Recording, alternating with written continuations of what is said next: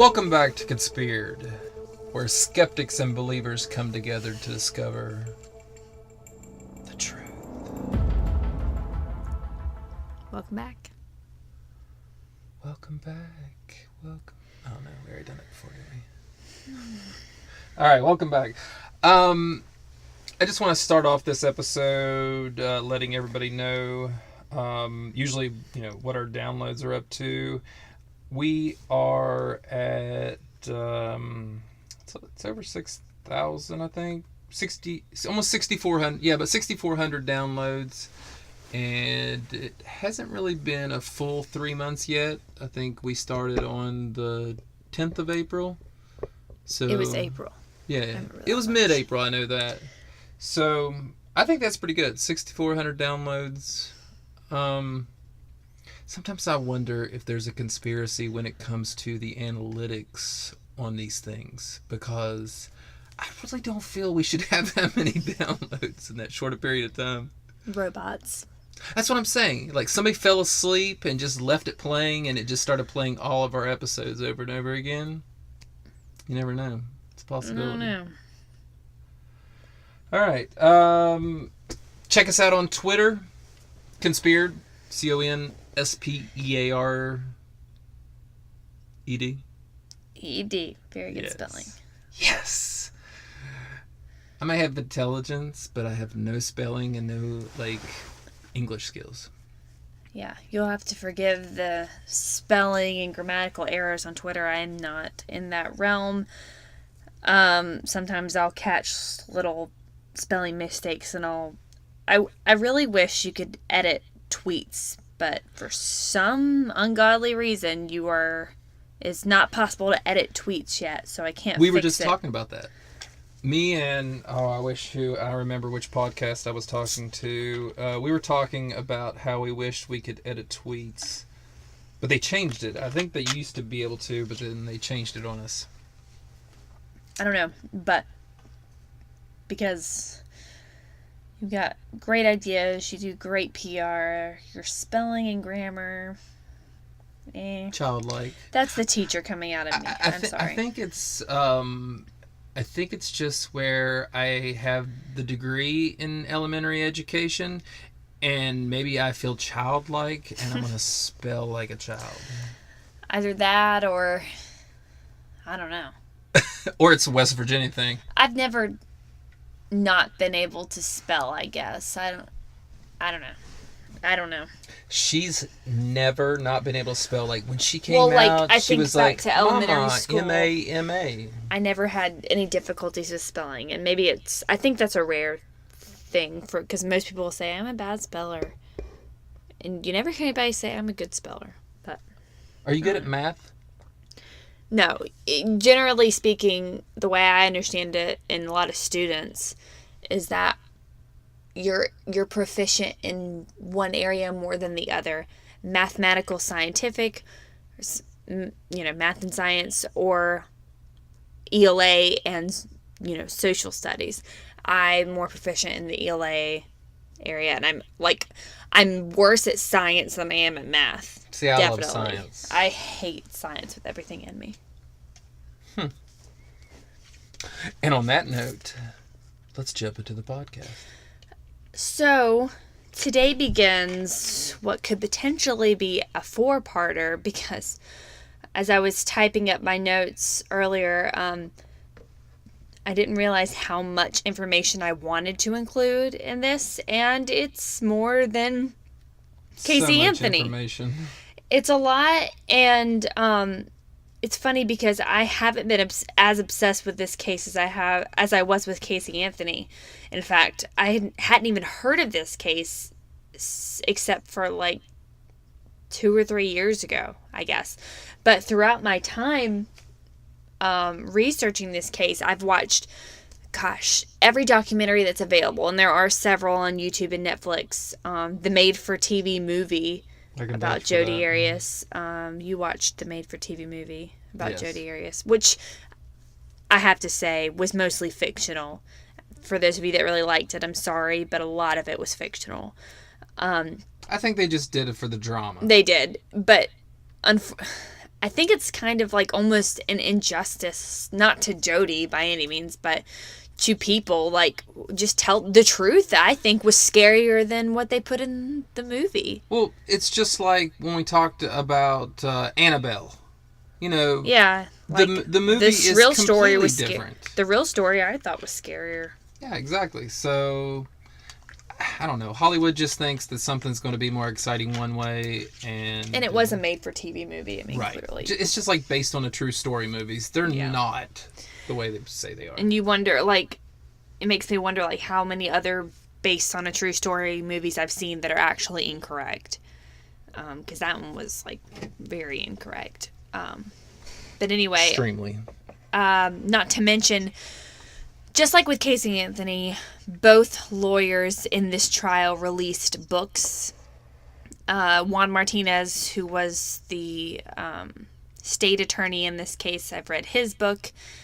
Kirk Nurmi, which I read the first of his 3-part books, Trapped with Miss Arias, which was her lead defense attorney. I've read both of their books, so I have a lot of perspectives, a lot of tiny details about this case that one might not be able to find on the internet, which is why I feel that I'm a pretty valuable resource when it comes to a lot of these cases, because of the knowledge I just have in my head about a lot of this. And I'm just here to pretty much be like a juror. You know? Juror. Yeah, a juror. Mm-hmm.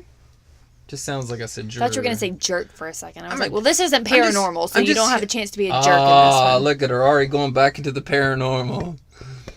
No, I'm just here to be a juror. Our true crime is me listening to the story because, like I said before, I don't listen to this stuff. I don't watch a lot of this stuff. I sit down with her sometimes and just get on Twitter while she's watching it. But she comes at me with all this information, and I try to make a guess as to whether either, for Casey Anthony, is she guilty? Why she's guilty? In this one, it's going to be... Well, I think a lot of it you'll find, especially with Jodi, even more so than Casey, was there was a lot of psychological aspects to this case, and Jodi herself. And I think maybe you'd be someone who could offer a pretty good opinion about the validity of those tests, and are these the actions of someone who is a psychopath or a sociopath or things like that. I was getting ready to say something about, you pick a lot of murders that are psychopaths and just crazy, but when it comes down to it, to murder somebody is crazy to me. Not your everyday person walking down the street. Yeah, exactly. I don't know. All right. Well, without further ado, like we said, there's a lot of information in this case. It's definitely going to be broken up. And I guess let's just get right into it with the case of Jodi and Arias. Before you start, I will say, please subscribe. That way you get notified each time the new episode comes out, so you'll be able to hear all 3 or 4 parts. And give us a rating on iTunes. For 5 stars, of course. Even if you don't even put a review in, just click the 5-star button. Or 3. We're not picky. No, I like the 5. All right. Let's go ahead and get into this. Beginning with the star of this podcast, Miss Jodi Arias. A little bit of background information about her. I think you went a little far on the star of this. I think you are the star right now. She's the star. She's who we're talking about. And a star is not necessarily a positive thing, always. There are some crazy stars. So, Jodi Arias was born on July 9th in 1980 in Salinas, California, to William Angelo and Sandy S. Arias. She has 1 older half-sister, 1 younger sister, and 2 younger brothers. So, quite a large family there. According to Arias, her childhood days starting from 7 years of age were marked with child abuse. Now remember, this is coming from, we don't know a lot about her yet, but just so you know, this is coming from Jodi saying this. There's no proof of this. So is this going to be like Casey, where we can't hardly believe anything she says? Well, I'll let you make that judgment. All right. She claimed that her parents used to beat her with a belt and that her mom used to carry a wooden spoon and beat her with that whenever she was misbehaving in public. She attended Wairika Union High School but dropped out in the 11th grade. And later on, she would go to earn her GED. Teachers would later claim that Jodi was exceedingly bright but fairly quiet, very quiet student. While she was in high school, she began dating and moved in with her first serious boyfriend, Bobby Juarez. Her parents owned a restaurant most of her life. Pronounced. I'm sorry to. It isn't. Juarez. It's Bobby Juarez. How you pronounce it? Juarez. Juarez. Juarez. Juarez. I'm sorry. Her parents owned a restaurant most of her life, and during high school, she worked for them. One notable thing is that her father would later say that the only major trouble Jodi had ever gotten into in high school is when he and her mother found her growing marijuana on the roof. On the roof? On the roof of her house, yeah. I want to know what kind of roof they had. Must have been like a flat roof. In addition, her parents were not pleased that she moved in with Bobby Juarez while still in high school, obviously, but she did it anyway because she was 18. After their relationship with Bobby ended, she began dating his roommate, Matt, for a time, until that relationship ended with him supposedly cheating on her.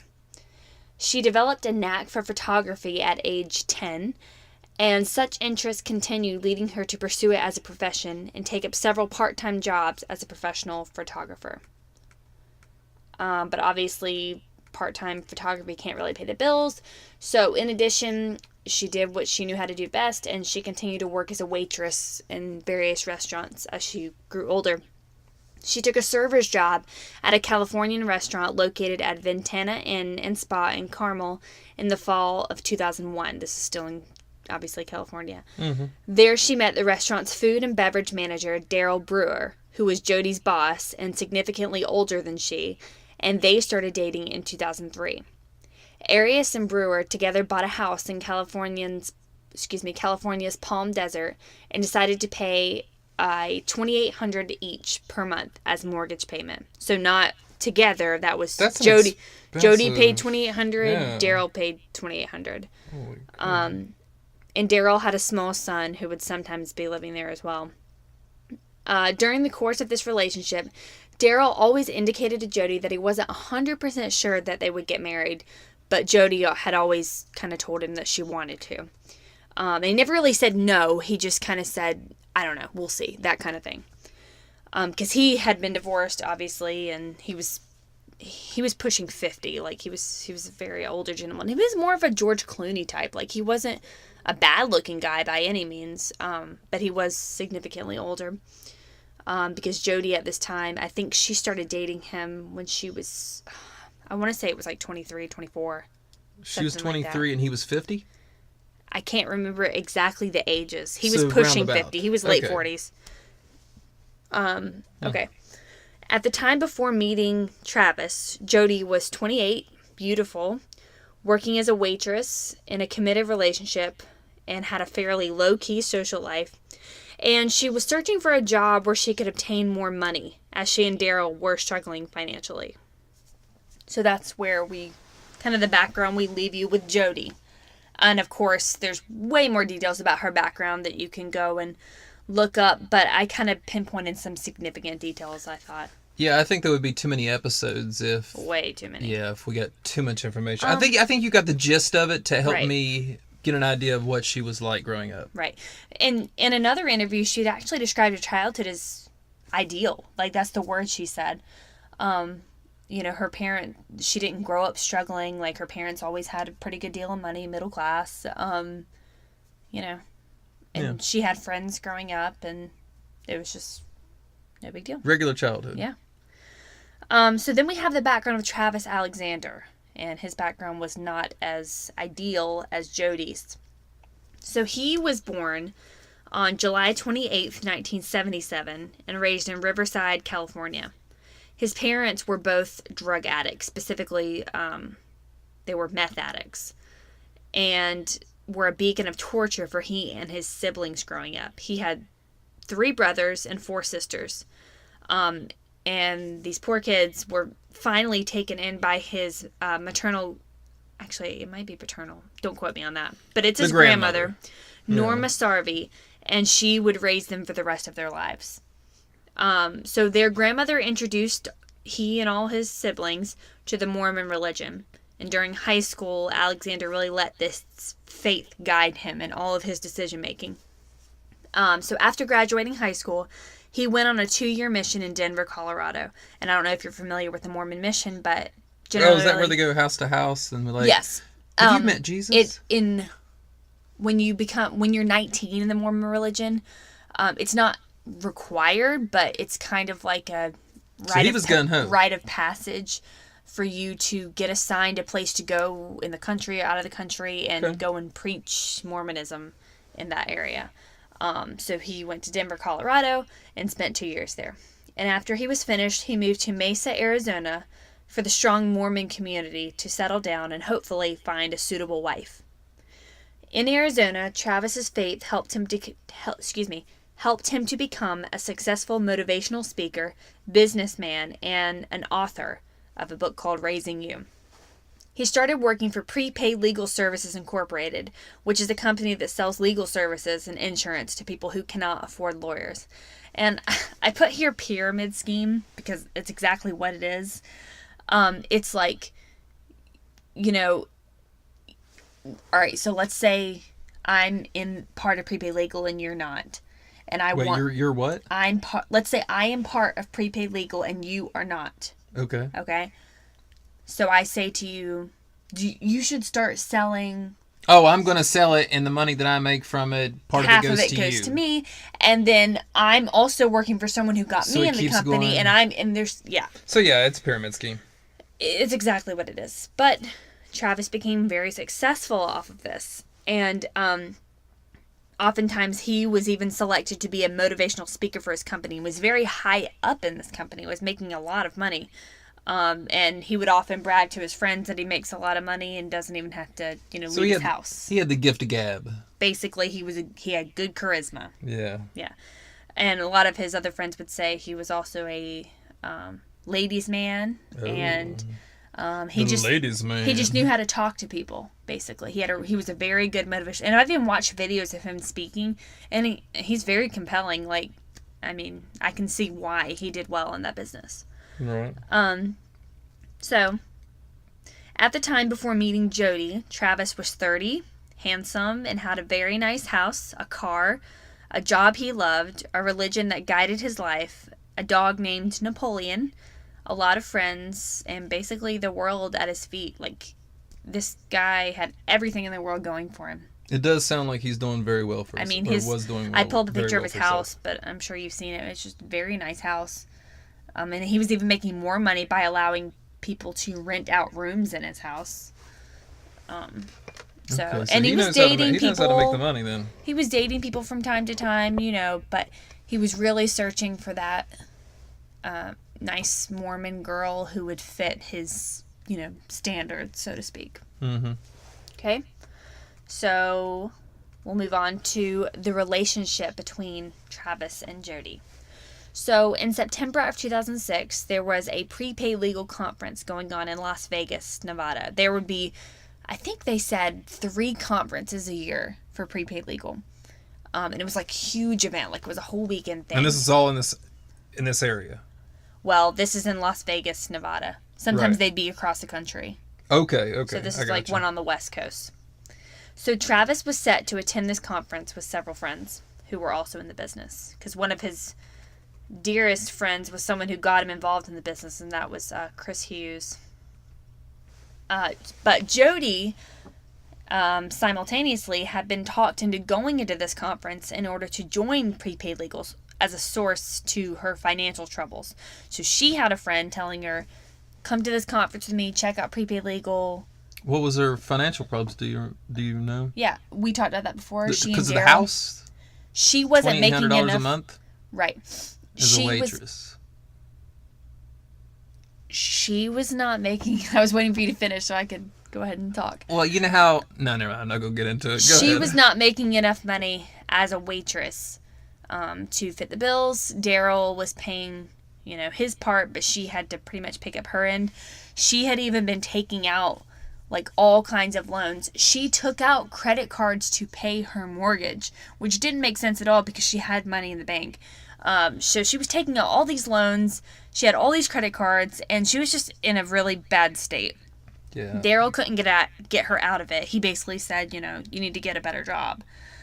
So she was kind of looking for a way to, make money, make it quick. Right. It doesn't sound like she has any kind of financial sense. No. But it was at this conference where Travis would see Jodi for the first time, stroll up to her, extend his hand, and say, "Hi, I'm Travis." And like I said before, he was very much a ladies' man. In my opinion, he was a good-looking guy. A lot of other people would go on to say that as well. He was very confident, very well-spoken. Sexy, right? I mean, he was a good-looking guy. I mean, I think to determine if someone is sexy, you have to speak to them. Because to me, I don't say someone's... you can't just look at somebody's picture and be like... No, I can say you're good-looking or you're not good-looking, but to say that someone's sexy, I think you kind of have to know them in person. Okay. I'm just saying.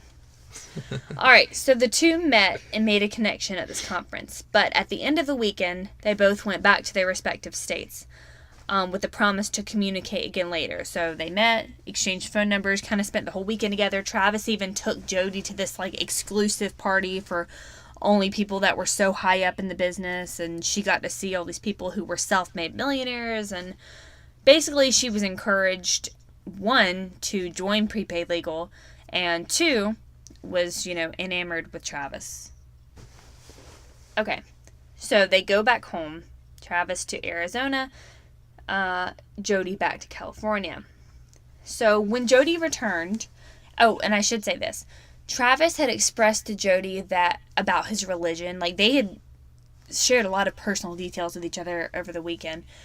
So one thing that stuck out was Jodi took, note that Travis was a Mormon and knew a lot of what those standards held. And so when Jodi returned, she and her boyfriend Daryl are living together, she told Daryl Brewer that she could no longer be intimate with him because she now wanted to save herself for her husband.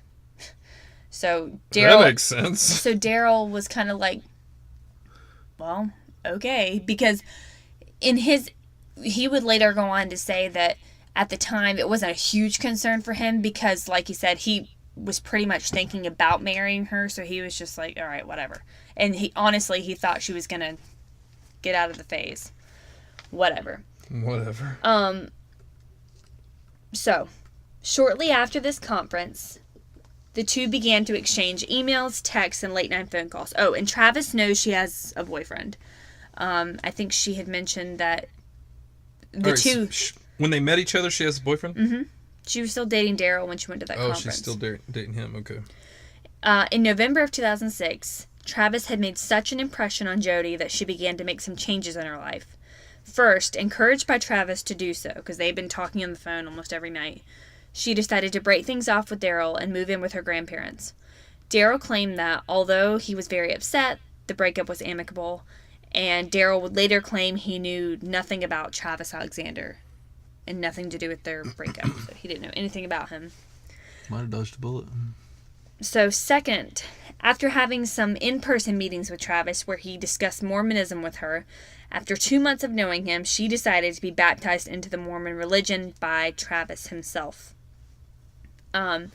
Throughout the course of their talking phase, and she has that in quotes. Let me define this. Talking phase. Well, because that's kind of the way I know that this generation classifies it. It's like you're at that point where you're on the way to dating, but you don't have that title yet. Yeah, I understand what you're saying. So, talking. They're courting. Courting. Yes, they're courting.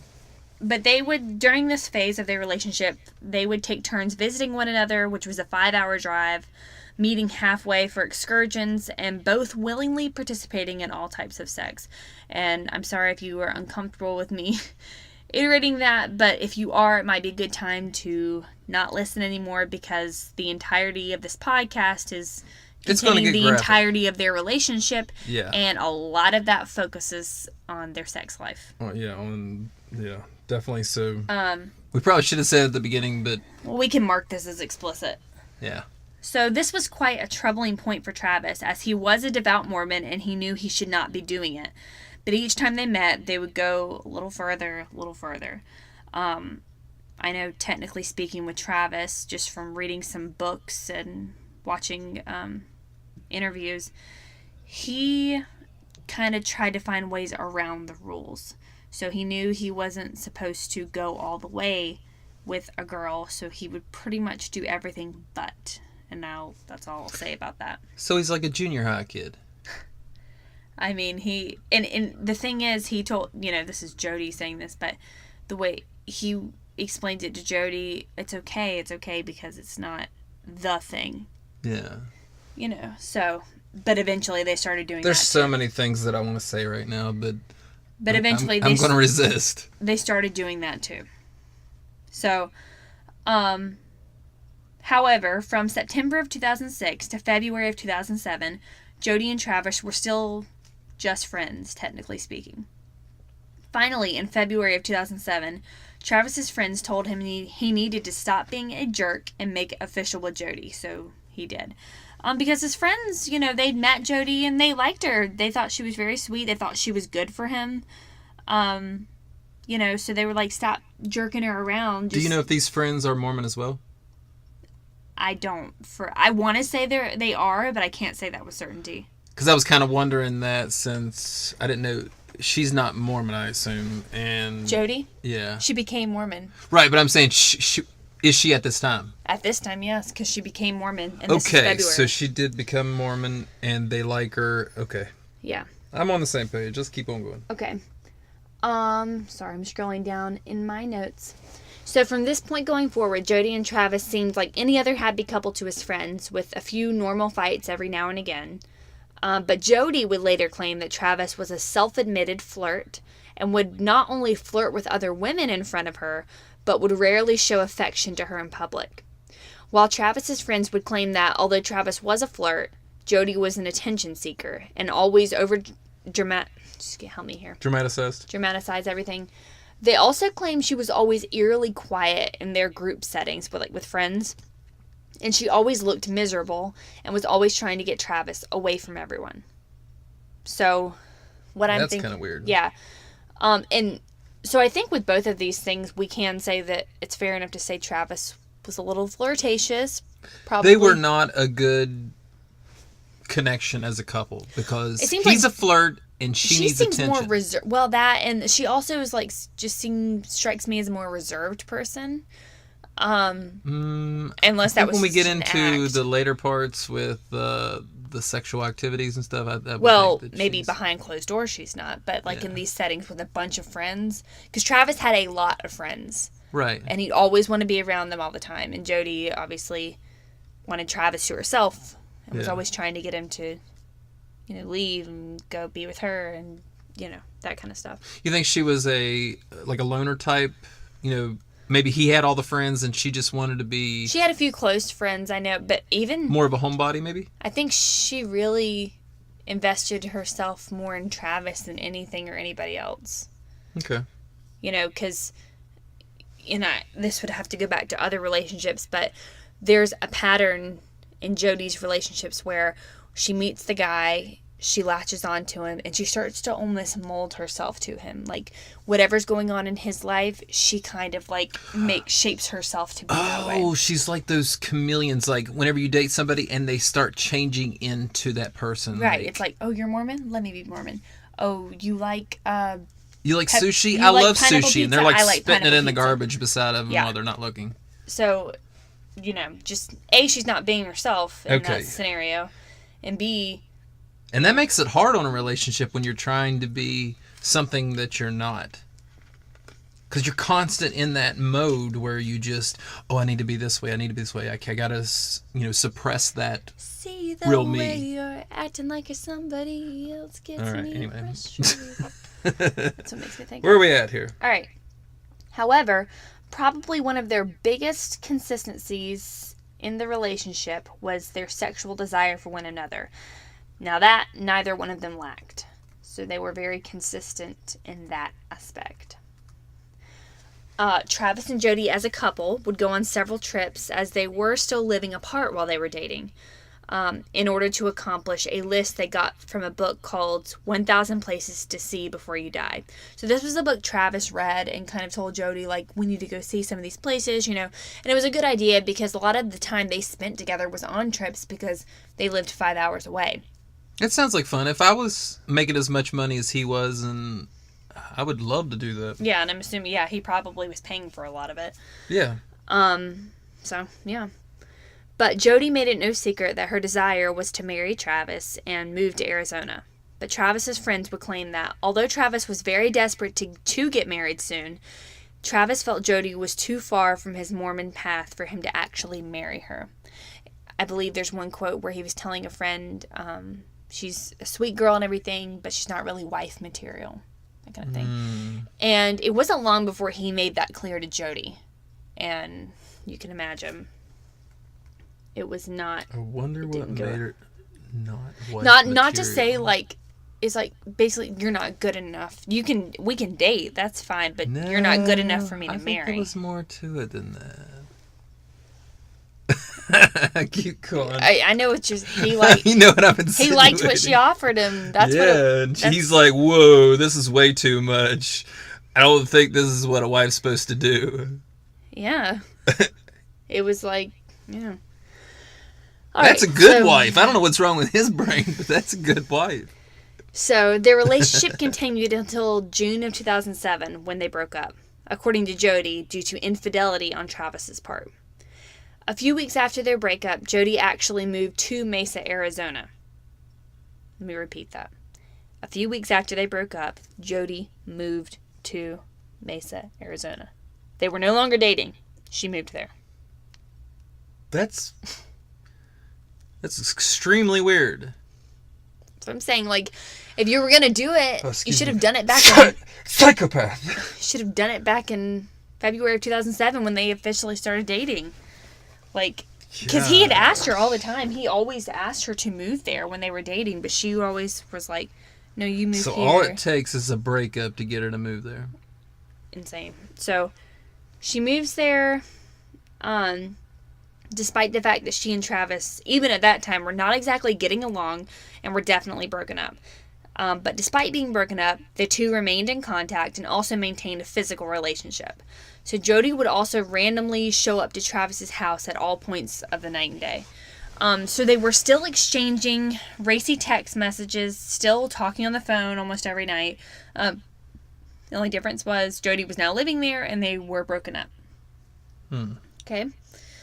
Jodi would later claim that Travis, because she was down there looking for work, he had offered to pay Jodi to be his housemaid. Wait, they're broken up. And he's like, here, come to my house, even though we're broken up, and clean my house. Right. It's, well, you know, his friends kind of made it out to seem like he felt bad for her, she needed money. Still, if you're trying to have a clean breakup and you don't want this to drag on, you don't ask your ex to come clean your house. Yeah, especially when she moved there. Especially when she moves there. So Travis wasn't really helping himself out here, and yeah. I mean, I'll get into my opinions on all this, but I'm trying to be fair to both sides, but there are some places where, yes, I agree with you, Travis didn't make the wisest decisions. I'm just going to say it as it is, so... Yeah. Trudge on. Okay.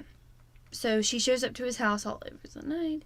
In December of 2007, Travis began dating another woman. Now, this was a woman from his Mormon community. Mm-hmm. Mysteriously, during the course of this new relationship, Travis's tires got slashed twice, and his girlfriend began to receive threatening text messages from a Jane Doe. But everyone believed these instances to be the responsibility of Jodi.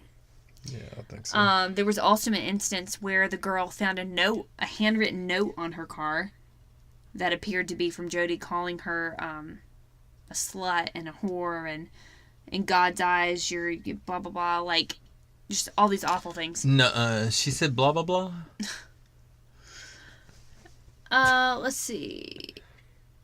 Everyone believes it. All right, so there was also an instance where Travis's girlfriend claimed to see Jodi outside the window while they were making out at his house. Like outside behind them. That's terrifying. But eventually Travis's girlfriend dumped him, partly due to the antics of Jodi.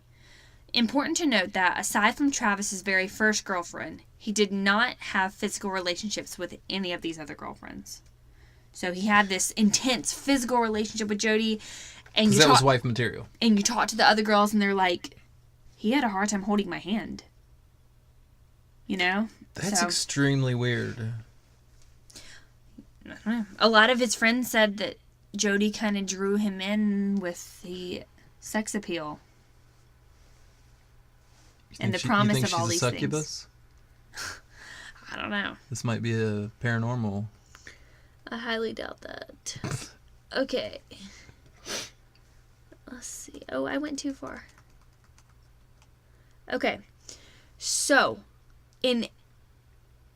despite these occurrences, Travis continually remained in contact with Jodi, participating in several explicit text messages and phone calls. What do you mean explicit? Graphic. What do you mean by graphic? What do you want me to tell you? Sexually explicit. Oh, okay. Sending each other racy pictures, saying racy things on the phone, things like that. So they were sexting? Yes. Okay. In April of 2008, Jodi moved back. After a fight with Travis, she moved back to live with her grandparents in Wairika, California. So she moved there in, a few weeks after their breakup, then moved back in April of 2008. According to Travis's friends, he was extremely relieved, or at least that's how he expressed himself to them. However, Travis and Jodi continued to exchange explicit texts and phone calls even after she moved back. Now, Travis at this time was pursuing another Mormon girl, a girl by the name of Mimi Hall. And he even asked her to accompany him on an all-expense-paid business trip to Mexico. And she agreed to go, telling him that, I'll go, but let's stay in separate rooms, and I'm just going as your friend. Like, she made that very clear, but according to Travis's friends, he was kind of thinking, well, maybe... So he was into her, and she was kind of iffy about him. Well, they had gone on a date, and then at one point, she finally told him, you know what, I just see you as a friend. Okay, so she wasn't iffy about it. But he kind of, the way he explained it, he was kind of thinking, well, I'll take her to Mexico, and then maybe some of those feelings might come back. He wants what he couldn't have. Well, he was going to try his best. Right. But it was clear that they were just going as friends. Okay. I'm sorry. And so Jodi questioned him about this because he had originally asked Jodi to go with him, supposedly. And then he told her, no, I'm going to be taking my friend Mimi because I'm interested in pursuing a relationship with her. So during the first week of June of 2008, Travis told his friends that he suspected that Arias might have hacked into his Facebook account. He allegedly said that he had told her to stay out of his life forever. He'd also supposedly told Mimi Hall that he had a, quote, stalker, but he never said who it was. Okay. All right. So that is where their relationship kind of ends until the unthinkable occurs. Correct. Correct. And that is when Travis Alexander is found dead in his home. Okay? And so what I want to go ahead and do is I want to play the 911 call. Let me set the stage here for you a little bit. Yes. Paint a picture for us. Okay. Travis, had been set to go to Mexico. Right. But he hadn't contacted his friends for a couple days. And finally, the night before he was supposed to go, Mimi Hall, who was going with him, was kind of like, well, all right, I need to talk to him to figure out plans for the airport and all that kind of stuff. And he's not responding. So she physically went to his house with a couple other of her friends. They were knocking on his door and no one was coming to the door. Well, eventually, one of his roommates came to the door and opened it. And they were like, have you seen Travis? And they're like, no, we thought he was in Mexico. And they're like, no, we leave tomorrow. Where's Travis? And they're like, well, his car's in the garage. And so... Is this going to get more graphic than the sex thing? I'm not going to explain it in details. No, okay. I'm just wanting to say that if people are listening and they have trouble handling, like, gruesome things... I'm not going to be... I'm just going to be describing what they saw. Not in any great detail. So, the roommate lets them in the house. They go up, knock on Travis's bedroom, and the door's locked. Well, one of his roommates goes downstairs and gets the key to Travis's bedroom. And, of course, the girls don't want to go in the room because they're terrified. So his roommate goes in there. And, you know, Travis has got this big, long room, so it takes him a little while to get in there. But ultimately, he finds Travis's body basically crumpled and shoved into his stand-up shower. And that is when, after he comes out and tells the girls and his other friend, one of his, Mimi Hall, ultimately makes this phone call to 911 operators. Mm-hmm. What's going on? A friend of ours is dead in his bedroom. We hadn't heard from him for a while. We think he's dead. His roommate just went in there and said there's lots of blood. I didn't go in, but I can give you the phone to someone who went in there. Yes, please, can you? Hello. Hi, so what's going on?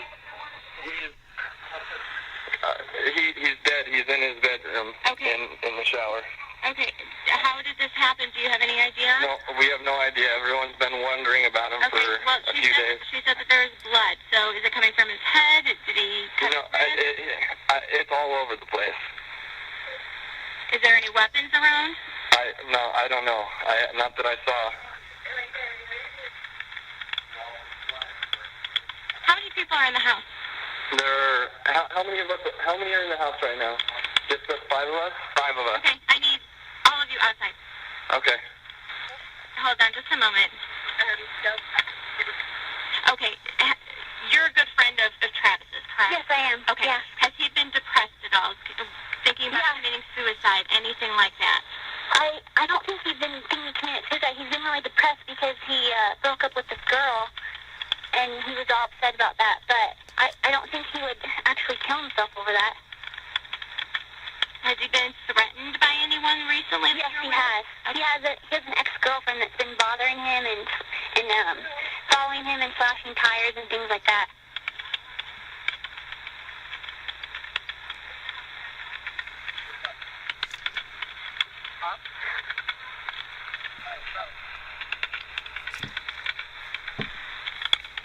And do you know the ex-girlfriend's name? Do you remember it? Yeah. What's his ex-girlfriend's name? Taylor. And do you know if he's ever reported it to the police? Her name is Jodi. I don't know if he's ever reported. Hold on. Yeah. Ask Taylor if he's ever... All right. That's pretty much, I think, the most of the significant portion of the call. The fact that they found him, they asked who could have done this, and, like, not even, like, a second, Jodi, his ex-girlfriend. Yeah, they automatically jump to His that. friends automatically say, yes, there is someone who could have done this. And to me, I think that's pretty profound. Yeah, I mean, I don't think I have any friends that I could just say, oh, yeah, that friend probably did it. They're that crazy. Yeah. And the fact that they all were, like, unanimously, Jodi, it had to be her. Yeah. And even interviews with some of his other close friends said that when they heard about it, that's the first thing that popped in their mind, too. Sorry, Diet Pepsi break. Sponsored by Pepsi. Sponsored by Diet Pepsi. Okay, so, after the call, so they found out he had been dead for what appeared to be several days. Large amounts of blood were discovered throughout the master bathroom, including on the floors, walls, and sink area. It was ultimately determined that Alexander had been shot in the right brow with a .25 caliber gun. The bullet itself was found lodged in his left cheek, and also he had been stabbed 27 times, and someone also appeared to have had cut his throat from ear to ear. Okay, so he got shot in the right brow, and the bullet was in his left cheek area. Right. So she shot him down at an angle. Well, he was shot. We don't know who shot him. No. I'm just saying he was you shot. said she. Oh, sorry.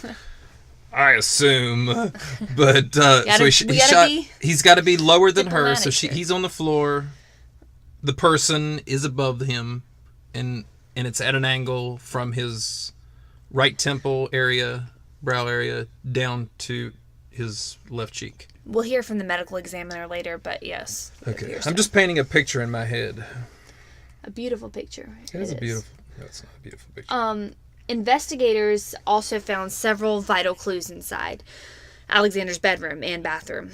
A spent .25 caliber shell casing was located on the floor near the sink, and a hair and a small latent print in blood were found near the entrance to the bathroom hall. Also, a digital camera was found in the washing machine in the downstairs laundry room. The camera appeared to have been run through the wash cycle. When questioned by police, Alexander's friends and family members indicated that Arias should immediately be questioned. This is what one of, I mentioned her before, Sky Hughes, one of Travis Alexander's close friends, had to say about Arias. Wait. So, 25 caliber gun, and you said that a camera was found in the washing machine? Yes. Inside the washing machine? Mm-hmm. And it had been run through the wash cycle, along with some bedroom sheets. Okay, so this is what Sky Hughes had to say about Arias. He said that she was totally obsessed with him. She wouldn't let him go. Whenever he would try to sever all ties, she would threaten to kill herself. He would tell her he didn't want anything to do with her, and she would just show up at his house. We knew it was her. We didn't want it to be her, but we knew it was. So that's what a close friend of Travis's had to say. Immediately following his death. Okay, so this is where the investigation begins. So on June 13, 2008, Jodi Arias posted a photo gallery on her MySpace page titled "In Loving Memory of Travis." By the way, can I just go ahead and say that this whole thing, this murder, this investigation, took place only maybe a few days before Casey Anthony killed Kaylee. Or Kaylee was killed. Right. Can I just say that she's still using MySpace in 2008? Do you not... That's what triggered this for me. Do you not remember the whole case of Casey Anthony? All the MySpace usage? You can tell I'm just joking around. Oh, right? I couldn't tell. Gosh. Who has MySpace in 2008? Okay, so she had a MySpace page titled "In Loving Memory of Travis." Jodi began to be questioned by investigators, and she even willingly made a phone call to Detective Flores, the lead investigator, asking him what happened to Travis. She told him that she hadn't seen Travis since April of 2008 when she moved back to Wairika. While reviewing Travis's phone records, police found that Jodi had emailed, texted him, and left him a voicemail after the time of Travis's death, what they estimated to be about the time he would have Sounded like she was killed. overdoing it. Overcompensation. Well, we don't know. But on June 17, 2008, Jodi went to the Mesa Police Headquarters and was voluntarily fingerprinted. She also gave investigators a sample of her saliva for DNA testing. While waiting for the lab results to come back, investigators were notified that several shocking images, some of which had been deleted, were recovered from the memory card of that camera that was found in the washing machine. So the camera was ruined, except for the memory card. Yeah, because memory cards, like, you can get them wet as long as no, electrical, whatever the word is, as long as no pulse is going through it or whatever it is, it should still be readable. Yeah. As long as it's not sitting in water for a very long time. The deleted pictures were of Travis naked in the shower just before his death. He appeared to be posing in some of the photographs. However, other photos, which were dark and grainy, were of a subject on the floor of the bathroom, bleeding profusely, police said. So, basically, it was pictures of him in the shower, and then all of a sudden it was one of the ceiling, and then it looked like several unintentional photos. And one of the photos appeared to be Travis himself bleeding on the floor. So it's almost like this camera caught pictures of his own murder. Death. Yeah. 6 other photos timestamped that day allegedly showed Jodi on Alexander's bed. According to the police, all were nude pictures, and in some, she was in provocative sexual poses. Based on the photos, an investigator wrote, Jodi was lying about not seeing Travis since April of 2008. This also proved that Jodi was the last person that the police officer could prove had contact with Travis prior to his death. Because what she had told investigators is she hadn't seen him since April when she moved back to Wairika. Right. So they were able to be like, okay, I got to look into this girl because she just lied to me about not seeing him. Now, at this time, you have to understand, they don't know if he died on that day the pictures were made. But they do know that Jodi was with him there that day. So on June 19, 2008, police contacted Jodi and questioned her about Alexander's murder. Jodi stated that she last saw Travis in April of 2008. A police officer wrote in a document to establish probable cause. She admitted they had been seeing each other as boyfriend and girlfriend for over 5 months, but had officially broken up in June of 2007 after some jealousy issues on the part of both of them. After they broke up, they continued to have a sexual relationship, but kept it quiet from people they knew. She said she last spoke to Travis on Tuesday, June 3rd, 2008. Later that day at 10:54 p.m., Arias posted this message to her MySpace page.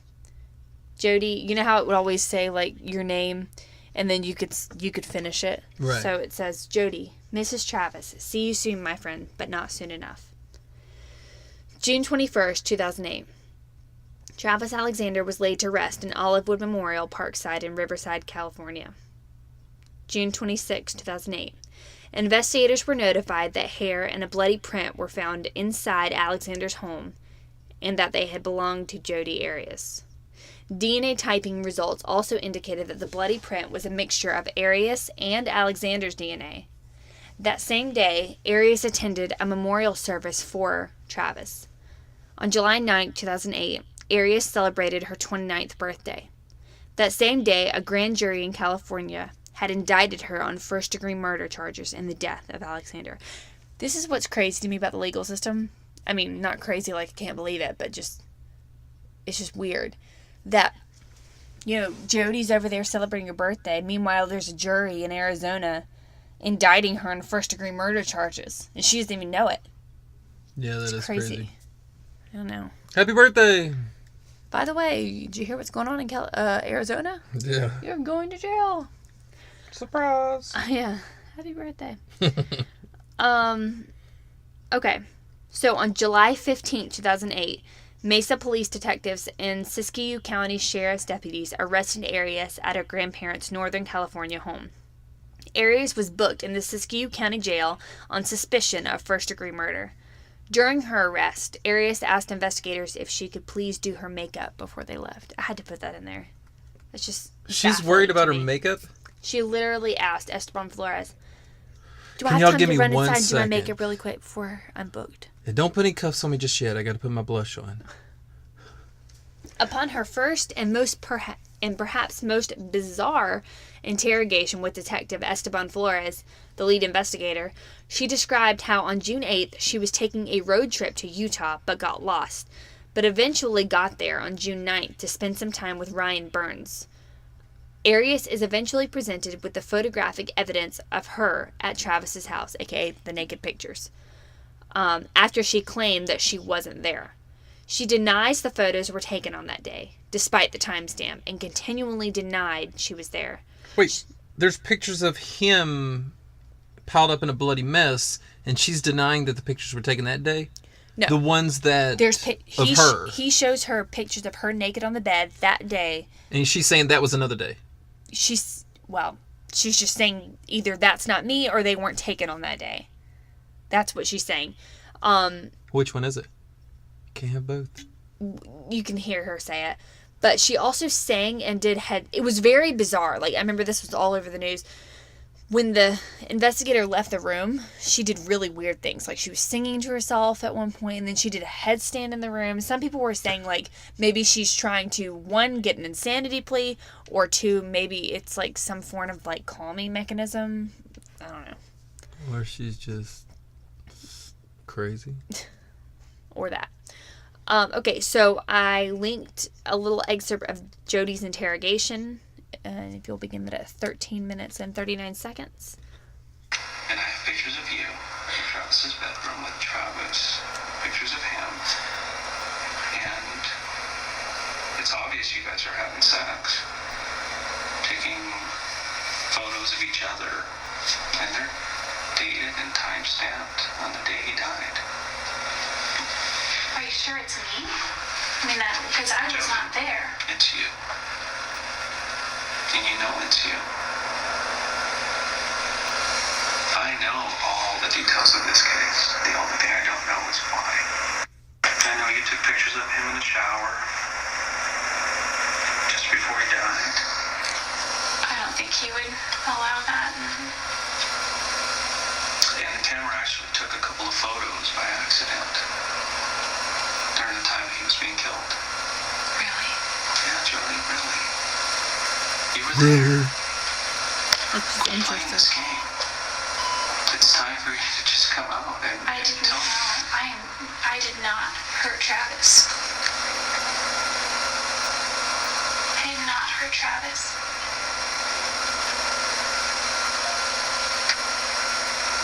I wouldn't do that to him. So that's just one clip. He's literally presenting the photos to her, and she's like, that doesn't look like him. Or I think the first thing she says is, that looks like me. Like, just in her head, like, I can only think, she's caught, and she's trying to think of a way To get out to of get it. out of it. It kind of looks like me. She but did not know that they had those pictures. Because at first, Detective Flores' approach was like, I'm going to bring her in here. I'm just going to see what she has to say again about that day. And then if she's not admitting it, I'll pull the card. Here's the pictures. I've got evidence. And then if that doesn't work, we've got DNA evidence that your blood was in the house. And she even said something like, well, I can explain the blood in the hair. I was always over at his house. And one time I was washing his dog Napoleon, and I cut myself and on it with a razor, and there was a whole big bloody Wait, she mess. was washing the dog? Yeah. And cut herself with a razor. She made up all these crazy stories, and he was like, well, Jodi, did that happen this day? She was like, no. She was like, that happened sometime in April. Like, and he's like, and you think the blood's still there? It's like, well, I mean, I know sometimes blood can be Takes a long time to coagulate and everything, so... He was like, and what about his blood? Did Travis cut himself that day too? She was like, well, it's his house. I'm sure he could cut himself at some... just... She's just a very, very literally bad coming liar. up- She's not as good as Casey. coming out with literally anything. Yeah, and he's like, Jodi, you can sit here and tell me you did it all day. You did not do it all day long, but I'm not going to believe you. And, they're pretty much left with that. And Jodi leaves it saying, I didn't do it. And then she's extradited to Arizona. And then the next part of this case, we'll discuss a little bit more about Jodi in jail and her time spent in jail and all the numerous media interviews that she gave. Because if you can't tell by now, Jodi is a very arrogant person. She's a very self-centered person. And as crazy as it sounds, she loved this attention. Yeah. On the next episode of Jodi Arias. All right. Well, thank you for sticking with us. We could go further, but it seems like a pretty good stopping place until episode 13. Yeah, episode 13. Take it. That's a lot of information. Take it all in. What are you thinking? Well, I think she did it. Well, we're not even ending. Is that getting too far into it? I mean, I don't want to he's say. showing her the pictures of him crumpled up, and the timestamps show that she is there taking. The pictures didn't show him crumpled up. It showed him posing in the shower. Yeah, but the bloody. You said that yes, it was one a very picture. dim picture, but it's like one of like somebody's shoes, and then like it. You can't tell. Can you it's see his body. face? You can't see his face. Oh, okay. But I you can misunderstood. tell I thought it's you were the back saying of that his there was a head. picture of him bloody. It's the back of his head and his shoulder, and his arms are up like this, but you can't see his face. But you can tell it's him. As you guys can tell, she knows more about this case than I do. If you're interested in looking at the pictures for yourself, I should warn you, they are a little disturbing. but the nude pictures, they don't show anything. It's just Travis with a shirt off. But if you look at the pictures of Jodi, those are definitely explicit. So caution you about that. But if you want to see the pictures of Travis, just before whatever happened, you can easily find those online. Mm-hmm. Yep. All right. Before we close up, I always like to say, hey, if you're on iTunes right now or whatever you're on, leave us a comment, give us 5 stars, leave a review if you want to. Like I said, you don't have to leave a review. You can just hit the 5-star button. Boom, you're done. And weren't we gonna, for the first time ever on our podcast, we're doing instead of actually talking about other podcasts that we listen to and like, we've asked for promos. Yes, we asked them to send us promos, so it's more professional. Right. And so we're going to let you guys hear about some podcasts that, I should say, I rarely stray She sticks from to my... certain... Yeah, she does not stray from Mile Higher podcast. I will say this. Out of the ones you've let me hear, a couple that have stood out to me that I really have added to my list to listen to in the future are It's Bob Thing. Yes. After I listened to their promo, I knew I'd pull you into it. It was really funny. Okay, I just want to say, before you finish that, we used to sit on the couch. Like, whenever I was a school psychologist, we worked the same hours, so we would sit on the couch together and just watch Bob Ross. It was just so relaxing. Something about his voice. And just the sound of the bristle on the canvas and everything. So when you told me there was like a podcast about it, I'm like, what's there to talk about? It's just painting. Little did she know. But they're really funny. Yes. So definitely want to check them out a little more. The other one, obviously, Glenn Thinks Stuff. Glenn. He's hilarious. Yes. And then also, I don't know what it's called, but the one about the couples that review the movie, or the couple that reviews movies. Like, she makes him watch a movie. For better or worse. Yeah, them. I added them as well. So, I'm branching out, but, Gerald, he listens to tons of podcasts, so he can tell you guys more about their podcasts that you're going to be listening to the promos for. That was horrible grammar, sorry. Yeah. She's been hanging around me too much. But, she pretty much got the Bob Thinks stuff. Bob Thinks Stuff.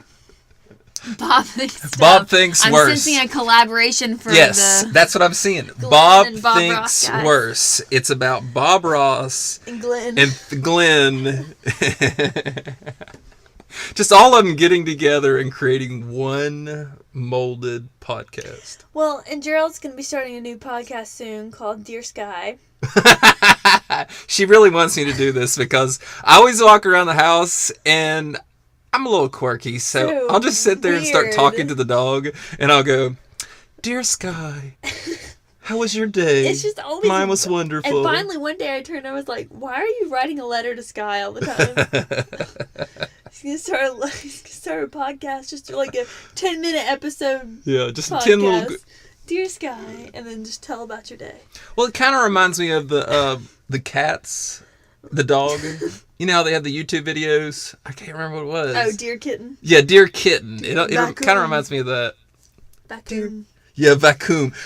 Our dog Sky is scared to death of Vacuum. In case you don't know, in case you haven't listened to it, Vacuum is actually vacuum cleaner. So, but we always get it out. Look out for Vacuum, and she's like running around trying to hide. Where Vacuum lives. Yeah, she knows where Vacuum lives in the cave. But anyway, back to the podcast. She pretty much summed it up for a Bob Thing. It's about Bob Ross. It's funny. I mean, if you love Bob Ross, you can actually... I followed along watching the videos, or watching, the YouTube videos of Bob Ross, Season 1, Episode 1, and just go right through with them. Glenn Thinks Stuff is Glenn just thinking stuff and saying what's on his mind. What does he say? He talks about true crime sometimes, but then he also talks about, bathroom etiquette or something? Yeah, I really want to listen to that. And male then, bathroom etiquette, you don't go to the same urinal. I don't know, because I've never been in a... well, I have, but that's a different story. You don't go to the same urinal as... Yeah, you don't go to the urinal right beside of the person that's using the restroom. Yeah. Unless it's the only one. So, back to for better or worse, they are a couple that I think they just choose movies. One of them chooses it, they both watch it, and then they talk about it. And then it's the other person's turn to choose a movie, and then they watch it and they talk about it. But like around here with me and Natalie, I could choose a movie, but I get so many chooses before she finally says, yeah, okay, we can watch that one. I watched that one movie with you that had all the... Notice how she said one movie. Suicide Squad. Oh, you did watch Suicide Squad. I hated that.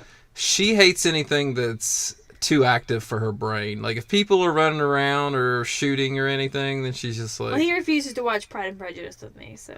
I've seen Pride and Prejudice. I watched it with my mommy. Or The Devil Wears Prada. Or... I've seen The Devil Wears Prada with my sister. Any other great children and family movies. Mm-hmm. Let's get to these promos. You guys listen to these great guys. Check out these and awesome podcasts. Yes. There's a magical world out there. One filled with wonder and mystery. A world where a smudge of color can, inexplicably, become a mountainside or a whole forest of trees. That is the world of Bob Ross. Shoot, let's get crazy. Join us as we explore the world of Bob Ross one painting at a time. We'll discuss happy trees, almighty easels, and the occasional passive-aggressive comment towards an imaginary sun. Check out Nothing But a Bob Thing, that's THANG, bi-weekly wherever you get your podcast. That could be iTunes, Spotify, Google Play, maybe you get them through mail order, whatever. You get it. That's Nothing But a Bob Thing. No mistakes, just happy accidents. Hey, conspired listeners, what is going on with you guys today? This is Glenn from the Glenn Think Stuff podcast. My podcast comes out once a week. Sometimes I'll throw a bonus episode out there. You never know. But I just talk about things that I think about. And I might talk about like urinal etiquette one week and then turn around and talk about serial killers. So you just never know what you're going to get. Come try me out. You can find me on Apple Podcasts and iTunes, Google Podcasts, Breaker, Castbox, Overcast, Pocket Casts, and Radio Public. You can also follow me on Twitter at Glenn Think Stuff. And I just want to thank Conspired for letting me do this promo. I appreciate it, Natalie. And what's his name? No, I'm just kidding, man. I know your name, Gary. Yes, you heard him right. He did just call me Gary. I think he knows my real name. I think he's messing with me. It's Gerald, by the way, Glenn. On to the next promo. Hello, everybody. This is Jason. And Aaron. And we are the hosts of the For Better or Worse podcast. Like most couples, we have pretty different tastes. There's a lot of things we agree on, of course, but it can be pretty difficult to find something to watch at the end of the day. She likes comedies, love stories, and dramas. And he likes anime, horror, sci-fi, and fantasy. So we both thought it would be fun to force each other to watch our favorite movies, shows, or anything else we can think of, and record it here for you guys. The show is a lot of fun, and it's not always torture. Sometimes we actually come around to each other's side. We would love for you guys to give us a shot, so download For Better or Worse anywhere you listen to your favorite shows, and join us in the fun. We can't wait to share our experiences with you.